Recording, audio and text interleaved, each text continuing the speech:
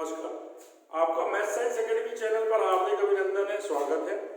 जैसे कि हम अभी लगातार पिछले कई पीरियडों से पढ़ते हुए आ रहे हैं basic concepts of math and science, मतलब हम मैथ्स यानी गणित और विज्ञान यानी भौतिक और रसायन की मूलभूत अवधारणाएं, जानकारियों का अध्ययन कर रहे हैं। ये ठीक वैसे ही है जैसे कि मकान बनाने में नींव भरते हैं। तो हमने अगर फिजिक्स की बिल्डिंग, केमिस्ट्री की बिल्डिंग, मैथ्स की बिल्डिंग आपको तैयार करना है तो हमारे नींव के जो पत्थर हैं वो मजबूत होना चाहिए, नींव पक्की होना चाहिए। यानी हम अपनी पढ़ाई की नींव को मजबूत करने के मुख्य बिंदु पढ़ रहे हैं, उनका अवलोकन अध्ययन कर रहे हैं। ध्यान रखिएगा, ये सिर्फ प्राइमरी, मिडिल, हायर सेकेंडरी, महाविद्यालय, विश्वविद्यालय, कॉम्पिटिटिव एग्जाम, इन सब जगह तो काम आएगी। ये आपके लिए अद्भुत दुर्लभ सामग्री कहलाएगी। अगर आपको इन सब जानकारियों का, मूलभूत जानकारियों का ज्ञान होगा तो आप किसी दूसरे व्यक्ति को भी ये ज्ञान बांट सकते हैं। ज्ञान बड़ी अनमोल वस्तु है, इसका सदुपयोग करना चाहिए। ये अक्षय निधि है, इसका क्षरण नहीं होता, इसकी चोरी नहीं होती। तो हमें इस बात का ध्यान रखना चाहिए कि हम जो हमारे को आगे पढ़ना है उसके पीछे का हर चीज हमसे बने, हर छोटी से छोटी, सूक्ष्म से सूक्ष्म जानकारी भी हमारे दिमाग में हो। और आपसे कोई प्रश्न पूछे कि ये ऐसा है तो आप तत्काल बता दो ये ऐसा था, इस अध्याय में होगा। तो हम नींव के पत्थर, मतलब अपनी बिल्डिंग को मजबूत करने के लिए फिजिक्स, केमिस्ट्री, मैथ्स की basic concepts of maths and science यानी मूलभूत अवधारणाएं, वो जानकारियां पढ़ रहे हैं। आज के पीरियड के लिए आप ध्यान दीजिएगा, हमने विद्युत मोटर और डायनामो के बारे में आपको बताना है। विद्युत मोटर और डायनामो जस्ट अपोजिट, एक दूसरे के उल्टे। विद्युत मोटर मतलब जो पंखे पे लगी रहती है, आपने बटन ऑन की और पंखा घूमा। बटन ऑन की मतलब आपने विद्युत ऊर्जा भेजी और पंखा घूमा।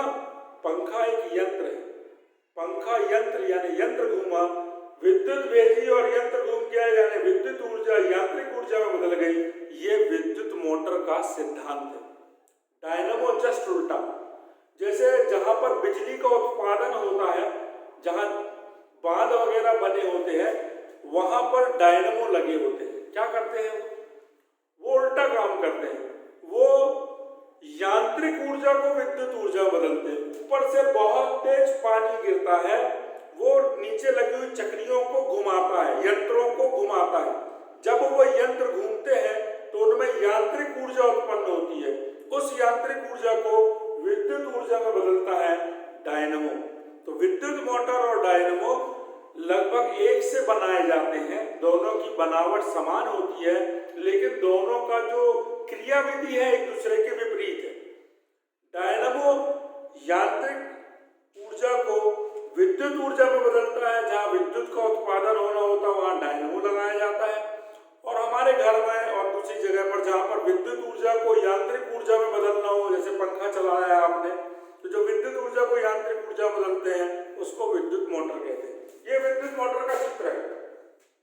हमेशा ध्यान रखिए, मैं हल्की चीज ये समझा रहा हूं कि मोटर में घूमती कैसे है। हमने यहाँ से ये आर्मेचर कहलाता, बनावट के बारे में ऐसा है कि आप अपनी कक्षा के अध्ययन में पढ़ लें, हम तो आपको ये बात बता देते हैं कि काम कैसे होता है। यहाँ से धारा भेजी, ये धारा यहाँ प्रवाहित हुई, यहाँ से ऐसी आई और लौट आई, मतलब धारा बैटरी के धन से गई, ऐसी गई और इधर से लौट आई, मतलब ऋण में आ गई। यहाँ देखें, आप इसको आर्मेचर कहते हैं। आमने सामने की भुजाओं में बराबर धारा विपरीत दिशा में बह रही है। इस एक अकेले आर्मेचर में बराबर धारा विपरीत दिशा में बह रही है और दोनों के क्रियाशील बिंदु अलग अलग हैं।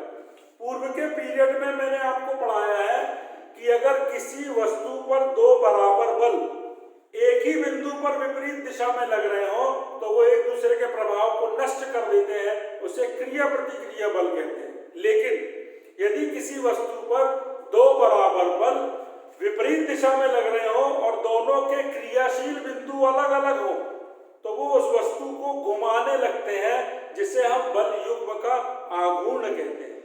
पहला वाला बल क्रिया प्रतिक्रिया बल कहलाता है, जो एक दूसरे के प्रभाव को नष्ट कर देता है।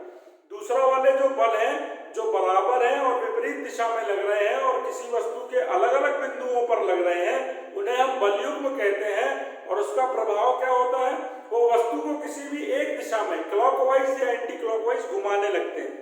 वही काम यहाँ होता है मोटर में। कैसे होता है, यहाँ से धारा भेजी यानी विद्युत ऊर्जा भेजी, विद्युत ऊर्जा भेजी, धारा आमने सामने की भुजाओं में विपरीत दिशा में बराबर धारा बह रही, तो ये बलयुग्म बन गया।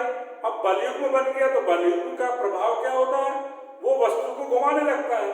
तो ये आर्मेचर या तो क्लॉकवाइज या एंटी क्लॉकवाइज घूमने लगता है। आर्मेचर यानी एक यंत्र, यहाँ से भेजी धारा यानी विद्युत ऊर्जा और ये यंत्र घूमने लगा यानी यांत्रिक ऊर्जा में बदल गया।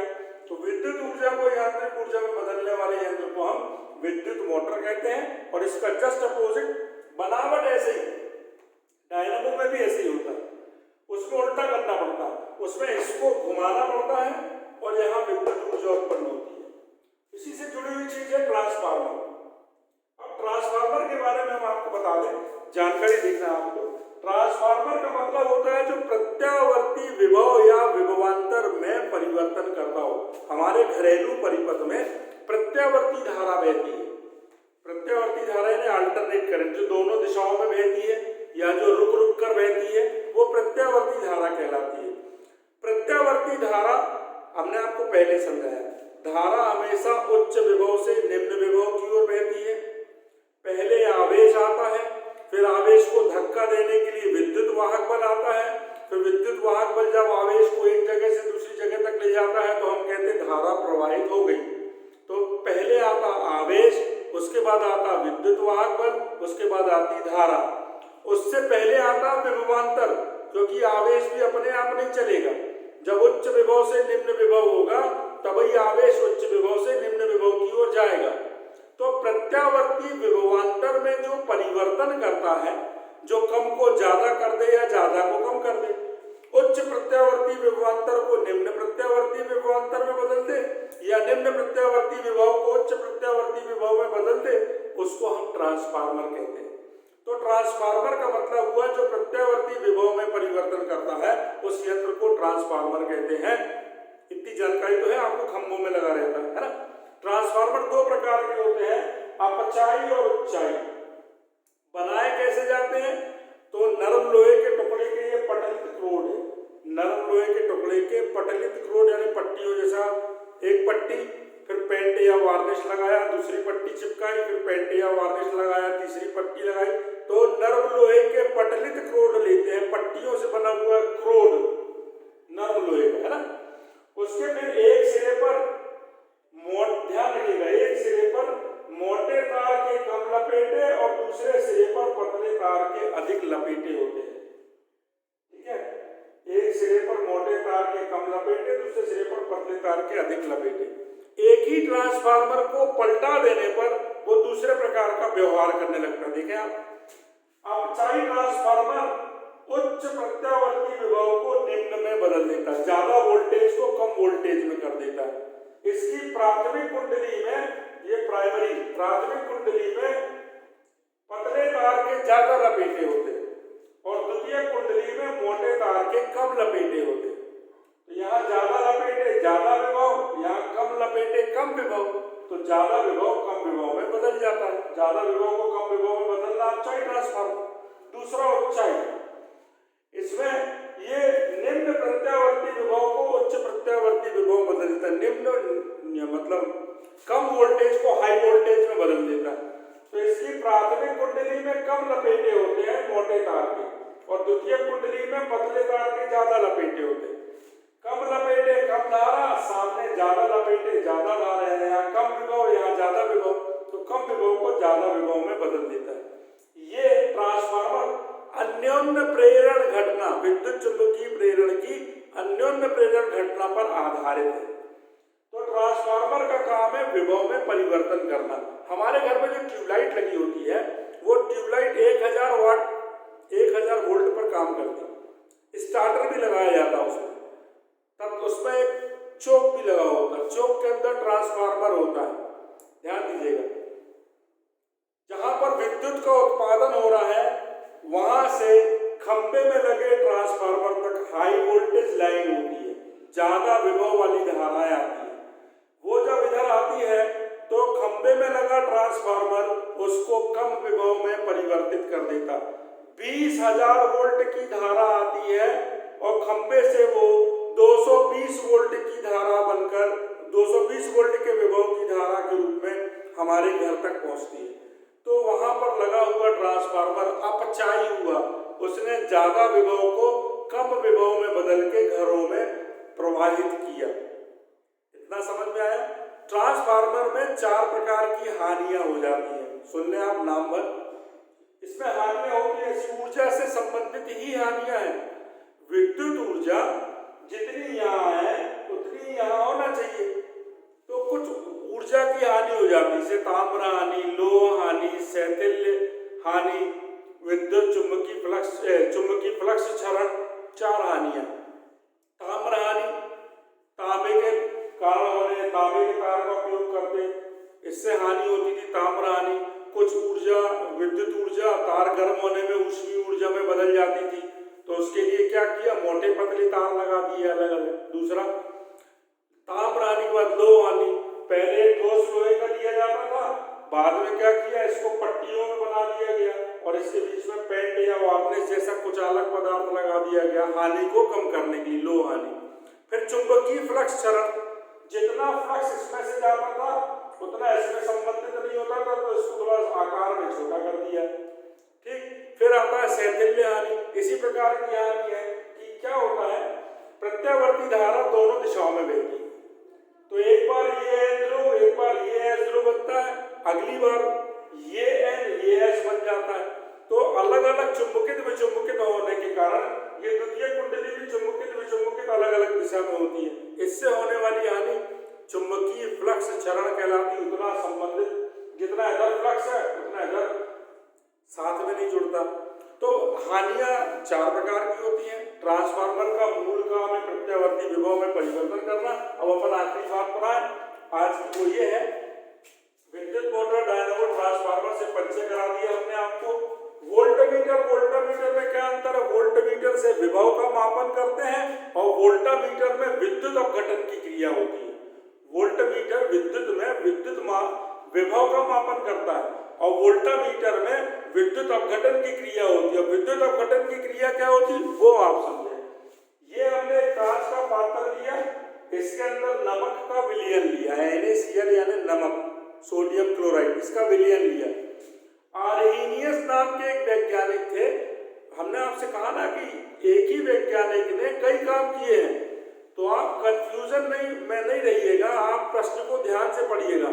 मान लीजिए आपसे प्रश्न में पूछा गया फैराडे के विद्युत अपघटन के नियम लिखो, और आपने पढ़ा फैराडे के विद्युत और फटाक से आपने लिख दिया विद्युत चुंबकीय प्रेरण के नियम, आगे प्रश्न पूरा पढ़ा ही नहीं। तो प्रश्न को ध्यान से पढ़िएगा। एक ही वैज्ञानिक ने कई काम किए। न्यूटन ने गति का नियम दिया, न्यूटन ने और भी कई काम किए, सार्वत्रिक गुरुत्वाकर्षण का नियम भी दिया है। तो न्यूटन का कौन सी चीज पूछी जा रही है, इस बात को आपको प्रश्न को पूरा पढ़ने के उपरांत ही समझ में आएगा। तो ध्यान दें, आर्हेनियस नाम के वैज्ञानिक ने सबसे पहले देखा कि किसी भी विद्युत अपघट्य को, मतलब ऐसा विलेय जिसको हम जल में घोलें और वो आयनों में टूट जाए। नमक जो है NaCl, उसको जब हम पानी में घोलते हैं तो पानी में घोलते ही साथ पानी सबसे अच्छा विलायक कहलाता है, इसलिए तो खाना खाने के बाद पानी पीते हैं। पानी सर्वोत्तम विलायक है, उसके घोलने की क्षमता सर्वाधिक होती है, वो उत्तम विलायकों में शामिल है, उसका कोई दुष्प्रभाव नहीं होता, इसलिए पानी का उपयोग पीने में किया जाता। नहीं तो हम अल्कोहल, थिनर, स्पिरिट ये सब नहीं पीने लगते, है ना। तो पानी सर्वोत्तम विलायक है। पानी के जो जल है, जल नमक के बीच के जो विद्युत संयोजी बंध है उनको कट कर देता है, उनको काट देता है, और वो धन और ऋण 2 आयनों में बढ़ जाते हैं। सोडियम धन आयन, क्लोरीन ऋण आयन, 2 आयनों में बढ़ जाते हैं। अब जब हम ये धातु की 2 रॉडें लगा के विद्युत धारा प्रवाहित करते हैं तो धन आवेश ऋण की ओर और ऋण आवेश धन की ओर जाते हैं।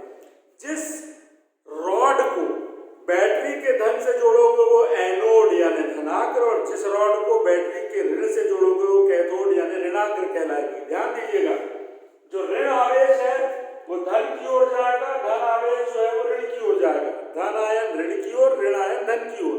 क्या होता है, एनोड पर ऋण आयन पहुंचता है तो इलेक्ट्रॉन को त्यागता है, छोड़ता है, और क्लोरीन इलेक्ट्रॉन एनोड को दिया और क्लोरीन परमाणु में बदल गया, आयन से परमाणु में बदल गया और दो क्लोरीन परमाणु ने मिलकर क्लोरीन गैस बनाई और वो गैस बाहर निकल गई।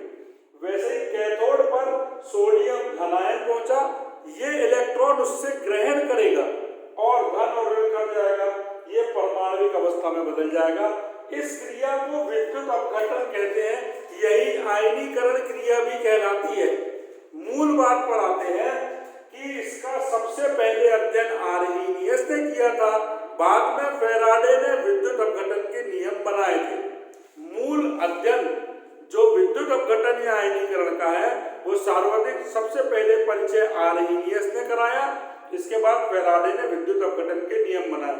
आप ध्यान रखिएगा, सिर्फ इलेक्ट्रॉन ही लिए और दिए जाते हैं, चाहे वो एनोड पर हो, कैथोड पर हो, पूरे विज्ञान में जिंदगी भर जब तक पढ़ना हो सिर्फ इलेक्ट्रॉनों का ही आदान प्रदान होता है। क्यों? क्योंकि परमाणु में प्रोटॉन और न्यूट्रॉन बीच में होते हैं और बाहर कक्षाओं में इलेक्ट्रॉन होते हैं, तो इलेक्ट्रॉनों के आदान प्रदान से ही धन और ऋणावेश आते हैं।